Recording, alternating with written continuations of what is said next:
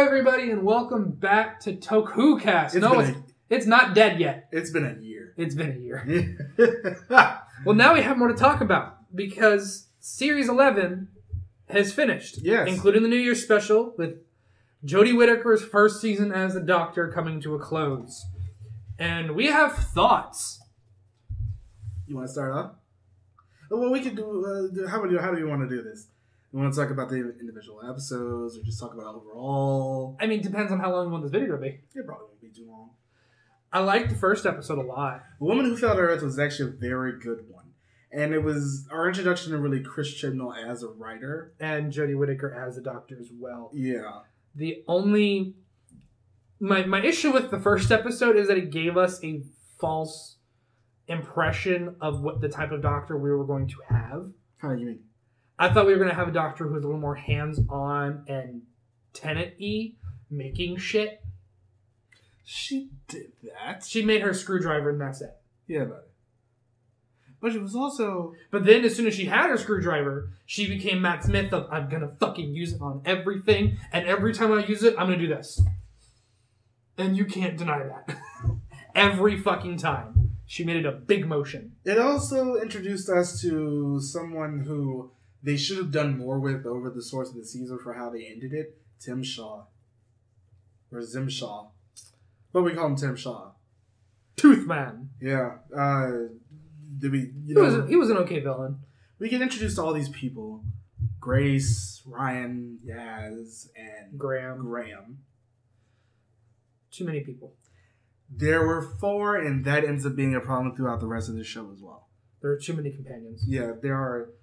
3 is too many. 3 is too many. 1 got a great amount of character development and was amazing. Though he was my least favorite during the first episode. Graham? Yeah. Same. The moment he said there's no such thing as aliens, I was like, I dub you the dumbest person in Doctor Who. The Daleks invaded. And that didn't get retconned. So... The Daleks invaded, the Cybermen invaded. Fuck it. Every Christmas special ever where there's a spaceship in the fucking sky. You, sir, are an imbecile. But yet, at the end of the season, he was the best fucking character. He really was. The Woman Who Fell to Earth was, I feel like, a good introduction to Jodie as a character. Yes. I liked the cliffhanger at the end of them floating in space. Yes. I thought that was very well done. I liked her moment where she got to say, I'm the Doctor. Because that's the money shot everybody wants. Yeah. And, well, you'll never be able to live up to, like, Matt Smith's first time saying it because that's one for the history books. She did a very good job. I'm the Doctor, sorting out fair play throughout the universe. But I feel like it took her just a very long time. To get to that? To really become the Doctor. Oh, yeah. It took It honestly, while. To me, did not have... It didn't feel much like it until the New Year's special. Like, there were things in the second episode, the Ghost Monument episode. Once again, another Chibnall written episode. It was okay. I do like some of the lines, like when she's trying to summon the TARDIS and she goes, come to daddy. I mean, mummy. Still getting used to that. And stuff like that. But... I think it's just essentially because we're still coming off of Capaldi, who was just so much older. She acts like around the age of Tennant and Smith. Yeah. And I think that's what makes it just a little bit jarring. It wasn't really jarring. We're also used to doctors who always have these serious moments and know that when they get angry, some faster than others. I can't really think of a single moment in this entire season where she got legitimately angry. Until maybe Resolution. Not even... I understand exactly what you mean. She got serious in Resolution because we're dealing with a Dalek. You don't fuck around. But there was no, you fucked up, I'm coming for you. And I think a lot of the issue with this series as a whole is the fact that there was no over-arc. No, there was no over-arc story. It was... And I think that weakened it. It really did. It was like, it gave us some great one-off episodes. But nothing that says this was a good season overall. Yeah. If we want to talk about some of our favorite episodes... Well, can we, before we do, since we were talking about the Ghost Monument, can we talk about the new design of the TARDIS? I like it. I don't like it. I liked it at first, but... That you saw in the Resolution with everything moving up and down? I saw the resolution, and the giant crystal does move up and down, which looks stupid. Along with the other crystals. Which all looks stupid in retrospect. Also, it's too fucking dark. It is very dark. It's very dark in there. It's way too fucking dark. Like, there's lamp and there's lampshade. Like, I get how it's reflecting the new look of the sonic screwdriver, which I also didn't really like the look of. But if we're going to talk about some episodes that it dispenses cookies. It does dispense cookies. No fish fingers or custard. And or jammy dodgers. Yeah. It has the little spinning TARDIS, which is cool. But now, of course, there are some good episodes. Rosa was good. Rosa was amazing. Rosa was very good. Except for the song at the end. And I rise. And I'm sitting here like, no, you don't sit down. Exactly. No, she sits. It's the opposite. I know, message. but it's just like, that's not the song to use for this. No. If they would, I love how this really isn't explained. It isn't force fed, but it is implied that Graham is the white man that she was supposed to stand up for. They make a point of doing that in this episode. But, but I'm just saying, it's not specifically spelled out that it's Graham. Yeah, I love how the fact that they really wove them into the history of it. And I absolutely love the look on the Doctor's face when they realize they can't move. She was horrified. She just did not know what to do. And I like the fact that we actually got more of that in this season because we're dealing with things that we haven't seen before. Mm-hmm. We're dealing with a Doctor who doesn't know what to do in every single situation. No, and we haven't seen that really a lot with when a Doctor goes to a major historical event and realizes I'm the reason it happens. Fuck. Because I just watched Pompeii again recently, and the exact same thing happened. He had to choose between destroying Pompeii or letting the Earth be destroyed. So he's just... The Doctor seems to stumble onto things that if they weren't there, something worse might have happened. Or in some cases, like the Fifth Doctor's Regeneration episode, if they weren't there, they wouldn't have died. So it's because he got nosy, and that was his problem. But then we come back to two episodes that are bad. Arachnids in the UK and the Sir Noggin Conundrum. The Sir Noggin Conundrum is so bad. They're both... Arachnids in the UK was like bad but not awful, if that makes sense. Yeah. Whereas the Conundrum one was awful. You didn't have to shoot it. So you're just gonna let it suffocate? It's gonna die either way. I'd rather be shot than suffocate. Yeah, I'm just sitting here like, that was the stupidest thing you could have had the Doctor say right there. And you want to know what the biggest problem with this? Chibnall does not know how to write an ending. It sews up so badly in the Sir Noggin Conundrum because it just ends. Yeah. And I'm just like, no. We never see them go back to the TARDIS, which is really the problem at the very beginning of the episode. Yeah. And then we never see them go back, and you're just sitting here like, wow, that was awful. Next. Demons of the Punjab. Very good. Partition is something I don't know a lot about. Mm-hmm. So I get the feeling that this episode really did something well in making me learn more about something that I don't have a frame of reference for. I like this episode, but it does cause that issue of the Doctor always says, I can't take you back into your personal timeline. Yeah. Like, why he never took Rose to her dad. And then he did. Bad shit happened. But I guess it also is because they did not change any course of events. Yeah. It does help. This happens right when partition is happening. And I'm sitting here looking at this thing like... I love the fact that, once again, we're dealing with an alien who isn't a bad guy. Yep. It's not an evil plan. I don't know what to do when it's not an evil plan. It's just like, it's them being there for these people. Who die by themselves. Yeah. And it's weird because you're looking at something like Rosa, and it's just racist. I guess they still exist, and I'm not surprised at that. Mm-hmm. I just love how they sort of dealt with that, but I don't like the way that they dealt with him. I feel like he could have come back. No, yeah, he absolutely, and technically he still can. But the fact that he was just a racist person from the future, I thought was a very weak villain. And I understand that the villain wasn't the focus. Yeah. And especially since you gave him that crutch of he can't hurt or kill anybody. Yeah. Because he's from the same prison they kept River Song in. Nice tie-in, by the way. But when it's just because he's racist... I mean, at the same time. But if you don't have to go but so far. You don't have to go but so far, but it just feels like when a show like Doctor Who, I'm just racist, is just such a This series was much more about the people being evil. Yeah, I guess. Except for the Surinaga conundrum. I'm sorry, that episode was just shit. It was. That was the episode where I'm just sitting here like, why? I watched What Culture and their ups and downs. They did an ups and downs of every episode for this season, and they said, and for the Surinaga conundrum, and then we're introduced to the monster. Experiment 6-2 shit. It does look almost exactly like Stitch, except with a wider face. But yeah, Demons of the Punjab and Rosa, I think, are my two favorite. Well, it's two of my favorite episodes. Yeah, I think the next episode, Kerbal Am, was also. I liked that one. I thought it was okay. I thought the fucking tie-in to Matt Smith was real forced. It's something that he would do, though. Order of Fez? Yeah. But what it wouldn't do is take 2 regenerations to get to him. What do you think? Still be? But it's time travel. So that's going to be something that you can do. Yeah, I know. It just... This is the first, like, real previous Doctor tie-in we've had all season. And it's like episode 7 of 10. Yeah, because they made sure that this one was just like, hey, you can just jump right in. Yeah. Then they do the thing where they talk about he met Agatha Christie. Yeah, no, in that exact same episode, I think she said something along the lines of, speaking of giant hornets, did I ever talk about the time I met Agatha Christie? And they're hiding, and I guess she tells them the story. Referencing the episode with 10. But that... I did like... There are like a couple of scenes I really like in this episode, though. I do like the line of, you have Elvis's number, do not tell him I gave him a mobile.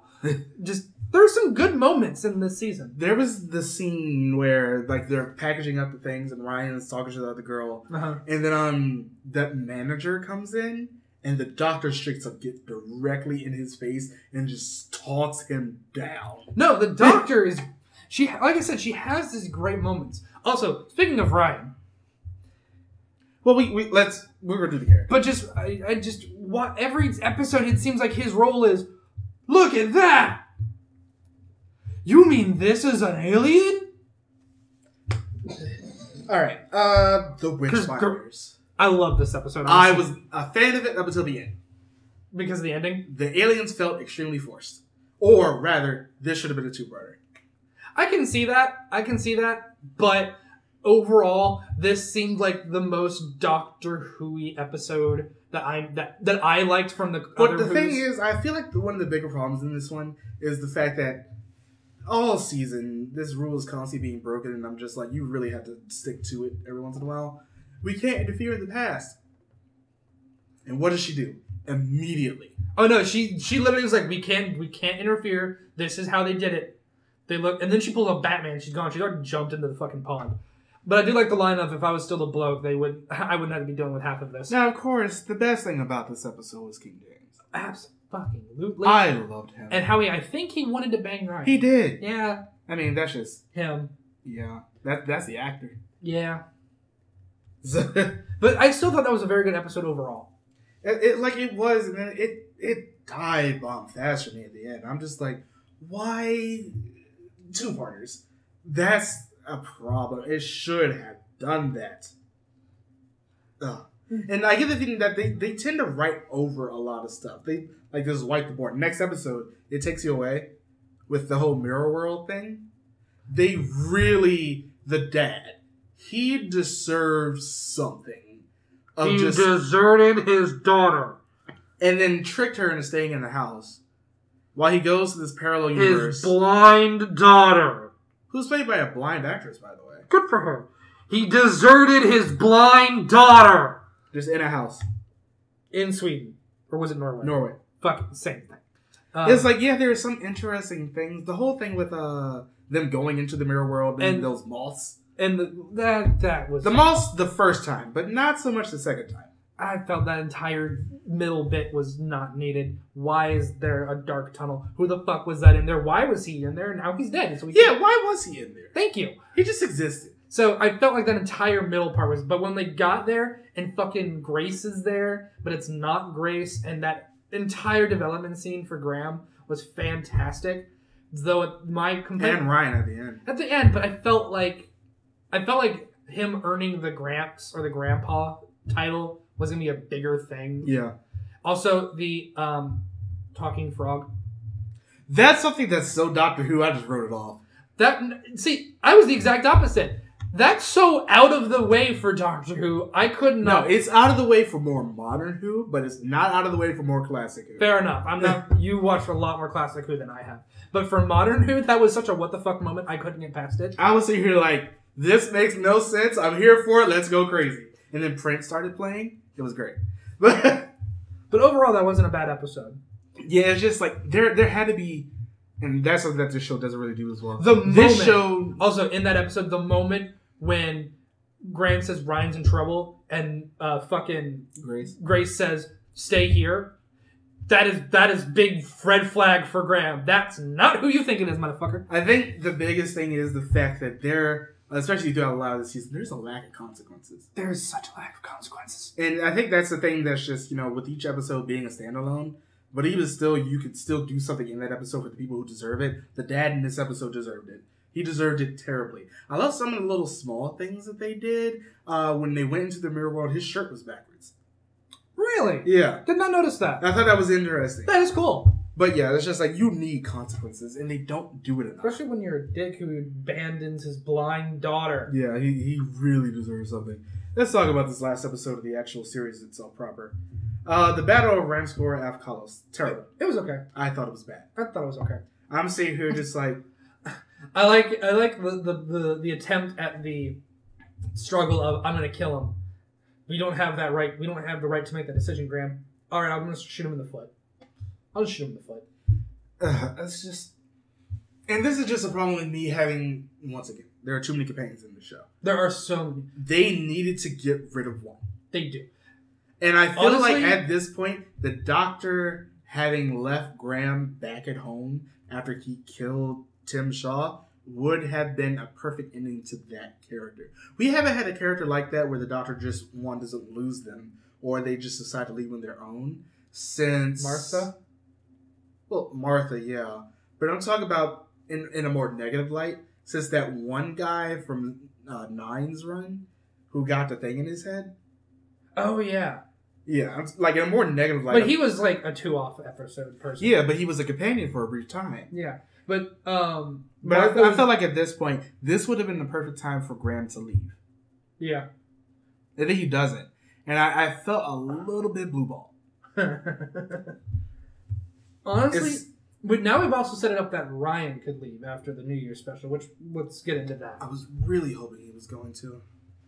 Somebody has to leave. If it would have just been the Doctor and Yaz, because Yaz really hasn't gotten a lot. Except for that one episode. Except out of the Demons of the Punjab. If they would have gotten rid of both Ryan and Graham in these 2 episodes and just had the next season just be the 2 of them, we could have got a lot more out of Yaz. Because she did not get a lot in this episode. It's like... She didn't get a lot all season.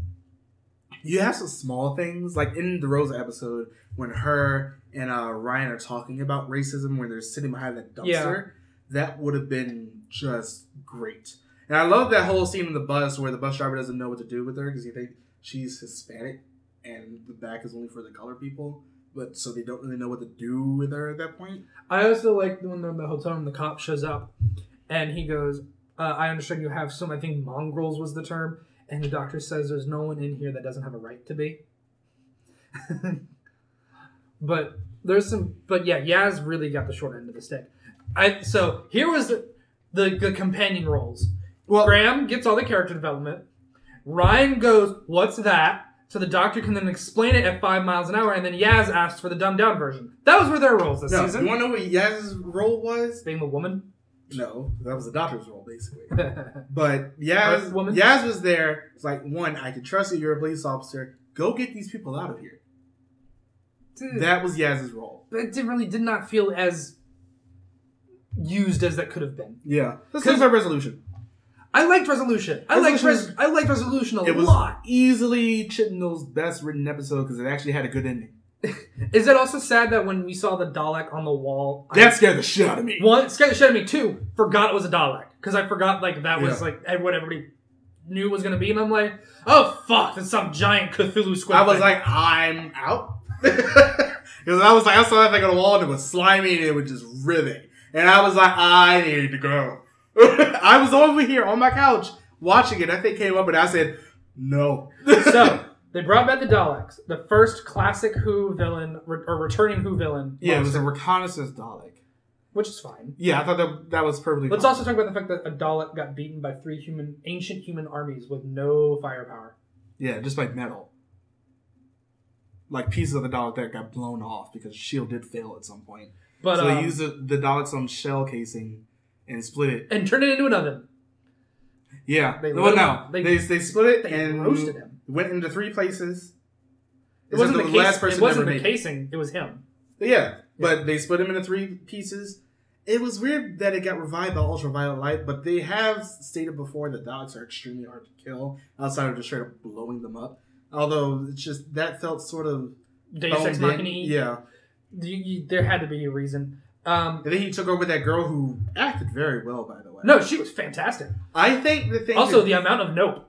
Yeah, I think the thing that this episode did the most of was brought the Daleks back up to the place of this is something that you should fear. The fact because it was one Dalek. And it took down oh my god, that scene where it fought the fucking military, I was like this the entire time. Because we came in with New Who, so we never actually had the moment to really be afraid of the Daleks. Well, I mean, we were afraid of the Dalek when it was introduced with 9.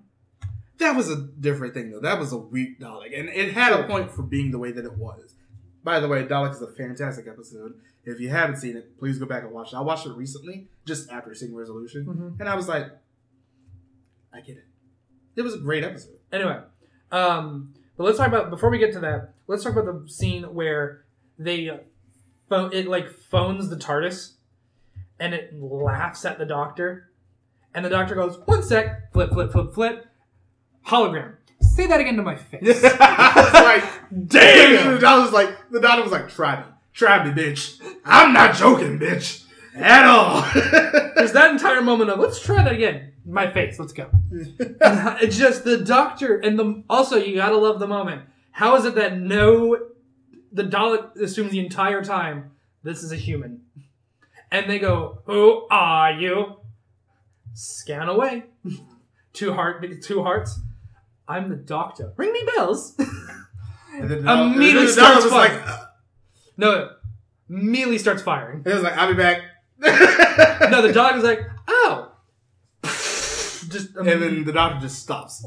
This is after that. This is after. It immediately starts firing. The Doctor is an enemy of the Daleks. But yeah, that entire scene where it's like the guy in the military, run! That whole military scene.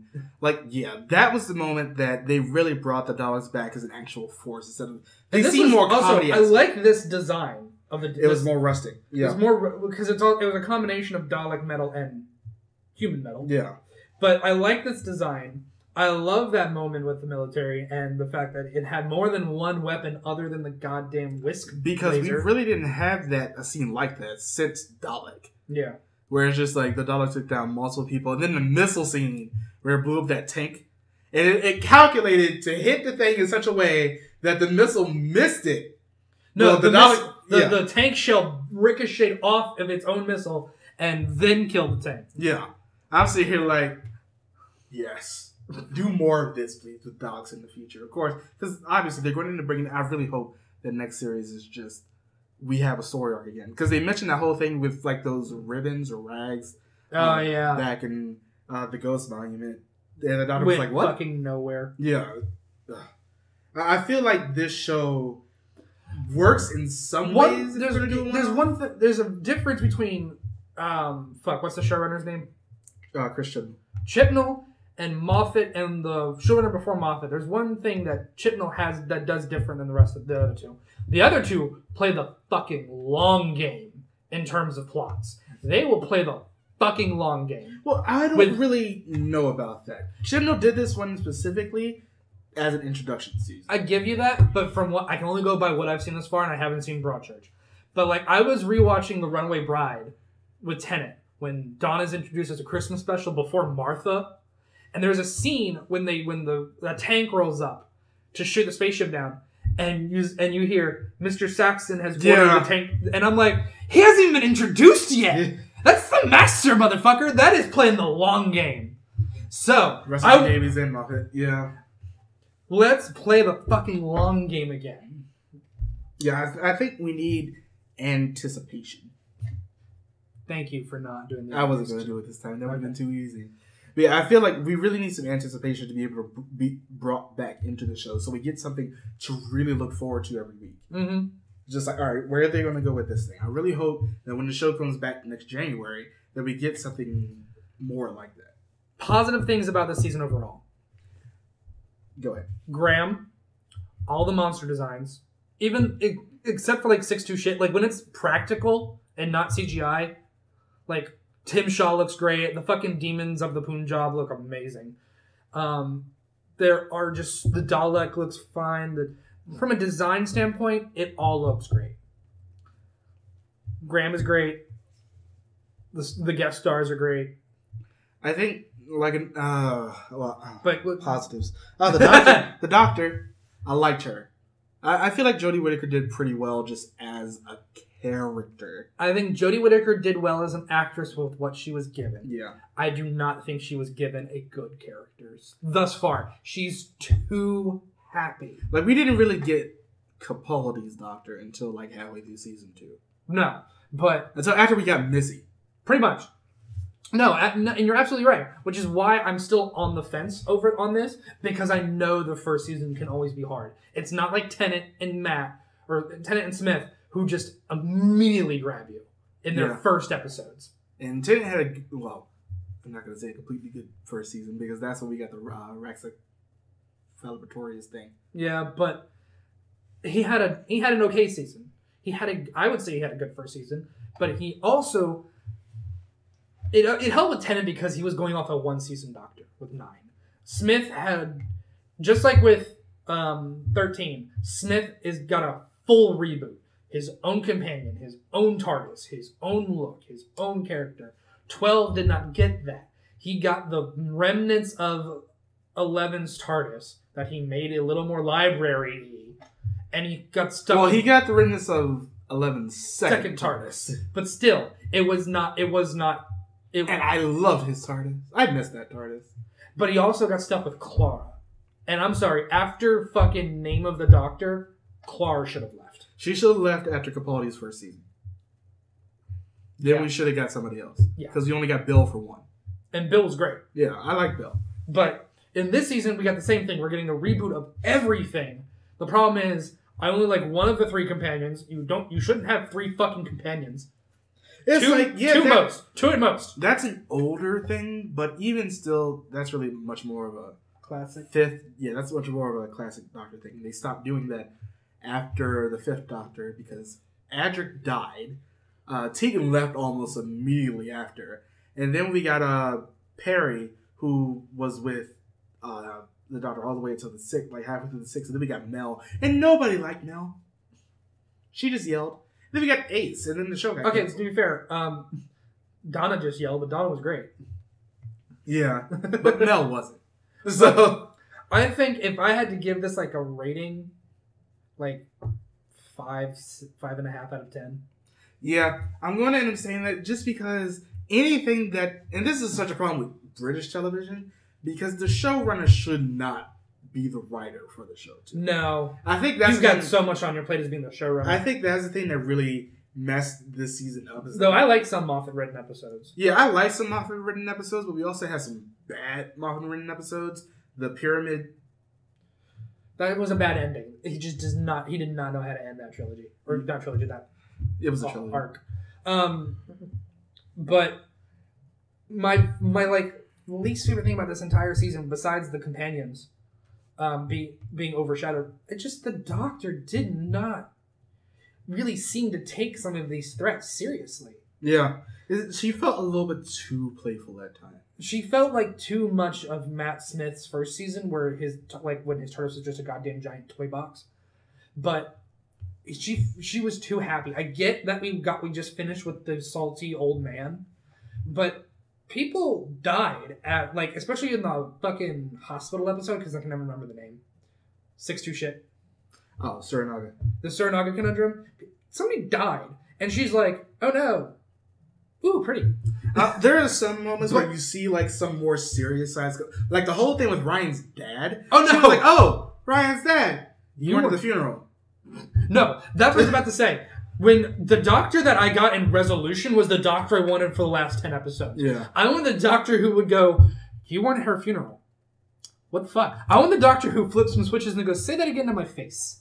Because when a Dalek got involved, happy Jodie gone. Serious fucking scared Jodie came, and I want more of that. Really hope. Really hope. I swear to God, if she keeps doing this with the Sonic, or just going, I'm done. Really hope that with Series 12, we just get her more like this, and Resolution, where she's just a little more serious. Yeah, and not so all the time. Like if she was like a mix. If she was, I always end up saying this, but Tennant is sort of like a mix of Matt and Capaldi. Like if you just look at it from. You said Tennant is? Yeah. I can see that. On the much more serious end with Capaldi. I would say I was gonna say Matt Smith is a switch. Yeah. He's either happy as fuck or he's gonna fucking slit you. And like that in the very first actual episode with Amy, nobody human has anything to say to me right now. Yeah. I thought that was great. Or I'm the Doctor, so basically run. He will flip a switch and he will go from the guy who's a 10-year-old on the inside to the guy who will fucking shoot you in the face just because you looked at him wrong. Then we got Capaldi, who was more of just the latter side of that, who he just hated everybody. And then we got a little bit more of the mix of that in his last season. Because especially the whole thing with the first Doctor seeing all of his future selves. You didn't see any of the funny parts. It's like, to be fair, they cut out all the jokes.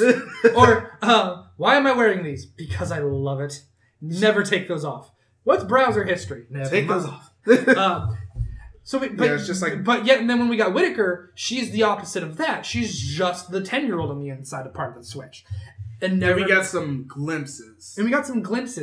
But it's just we want some things to be a little bit more consistent. Chibnall cannot write any more episodes. Have you heard that the rumor that Series 12 will be his last as the showrunner? There's a lot of rumors. There's also rumors that Series 12 will be Jodie Whittaker's last. I doubt that. Yeah. But yeah, it's just like, and this is just like, once again, the biggest problem with British television. Stop having the showrunner be the writer. Also, you need stop to having over a year between your seasons, please. Well, that's just, I'm so used to that at this point. But it's just, you need somebody to do two separate roles. When Chibnall didn't write an episode, it was a lot better. Yeah. But yeah. Series 11. Left a lot to be desired. Yeah. It did some great things, but it also did some things that I would rather have it left in the British trash can. They call it a bin. Or BBC Three. I don't know what's on BBC Three. That's just a joke. But yeah, let us know what you thought about this series in the comments below. If you watched it. And don't forget, we do have multiple ways that you can get in contact with us. Discord is the thing. I'm always on there. So you'll see me on Discord always. Yeah. We have Discord. I'm always on Twitter. I check Instagram more often now. Patreon if you can. We really do appreciate it if you could. Yes, if you could become a patron of ours, that would be fantastic. Fantastic! Yes. Well, Alonzi. Bye, everybody. Facebook. Oh, yeah, that's Facebook. I'm on there a lot. Alonzi, everybody. Bye.